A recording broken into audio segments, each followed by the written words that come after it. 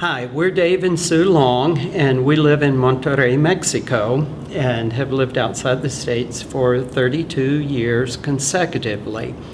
One of the issues that has been sort of difficult for us is that I am a quick decision maker, and Sue is very slow.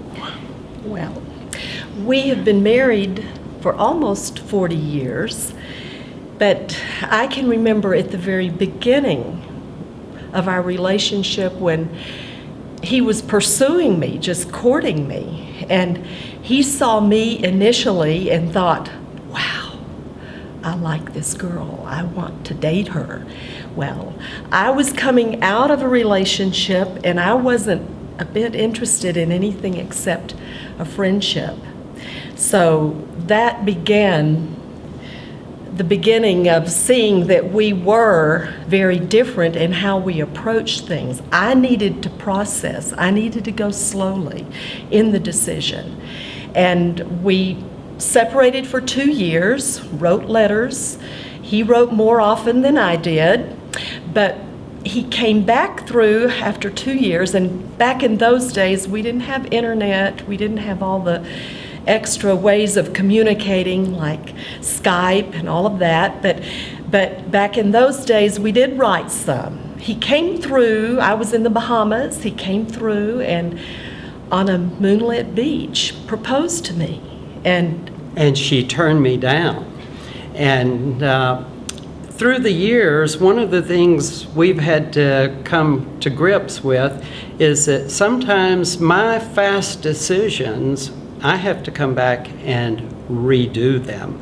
And Sue, being more methodical, has sometimes been very helpful to us to just take a pause and look at it in a slower way. Another way that we're very different is I am a big risk taker. I'm the kind who would sell the family farm while Sue is calculating the risk. That shows up often, and again, early in our marriage, I remember us preparing to have guests over, and Dave was like, oh, why don't we try? And I remember looking at you and saying, try something we've never tried before on guests? I can't do that. We've got to know something we really know how to do. And I had to learn to trust you to take the risk of just doing something I'd never done before. And that was one example, but what do you think of another one where we've risked, where you've wanted to risk and I've been like, oh no, let's do the tried and true way? I remember in one of the situations where I was contemplating a job change, and it was something I really wanted to do, and you were saying, you know, I'm really happy here. I'd just as soon stay here. And yet, in the end, you were willing to let me take the risk and to go with me. And I remember somebody stopped and said, why are you all moving there? And you said, I want to sleep with my husband. That was about all I could say at that point. I couldn't say any deep religious reason of the Lord is leading me there or anything. It was just, well, I love my husband and I'm going to risk that he's feeling led and I want to stay with him. Has this ever been close to breaking you up? You ever thought of divorce because of it? No, we're divorced early on in our marriage. We were having a rough time, and I was in graduate school. Sue was teaching, and we were struggling. And something happened, and I just said to her, you know, I think you probably just want a divorce. And she looked at me and said, divorce is not an option. We will work through this.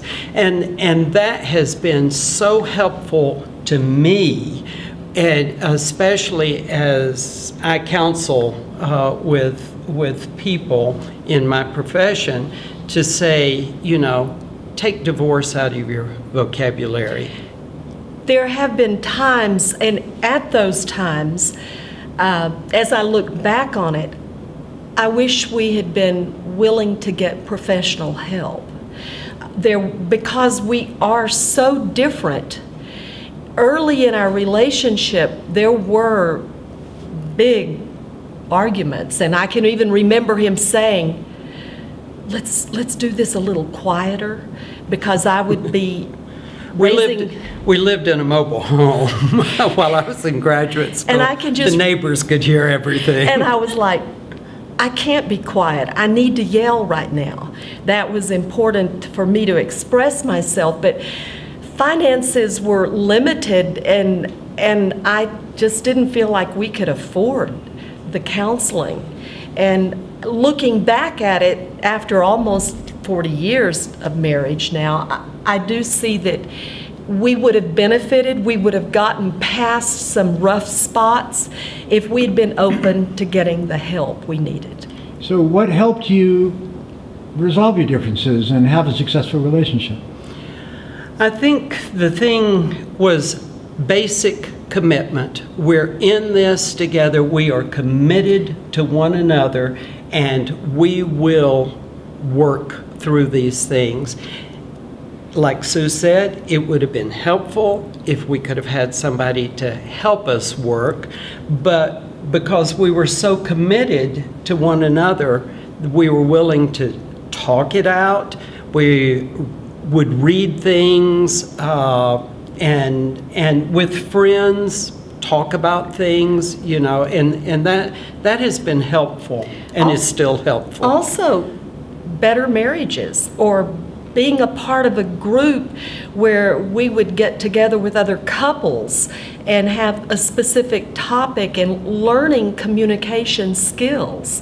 These things have helped us. We've been in leadership positions to do this, but part of the reason we were in the leadership position is we've been in small enough situations that we would never have gotten to have that group if we hadn't been willing to try to lead. And oftentimes I felt very inadequate in the leadership role, but I wanted to try to work on our marriage enough that we would try to be the leaders. And that's one of the things, I am a minister, and so one of the things I encourage the couples whose weddings I do is get involved with Better Marriages, or with some group where you can be together and spend time together with other couples working on issues that are common to all of us. And I think that's very, very important, and it's one of the things that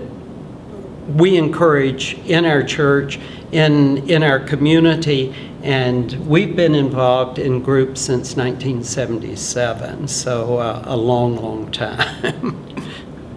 I'm totally committed to you, and whatever happens, we'll make it through. Even in our differences.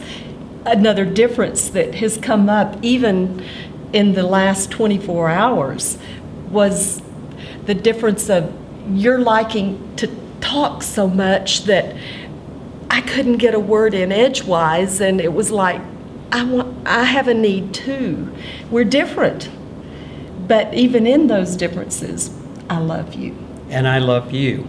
And we'll work on my talking too much. Okay, give her a kiss.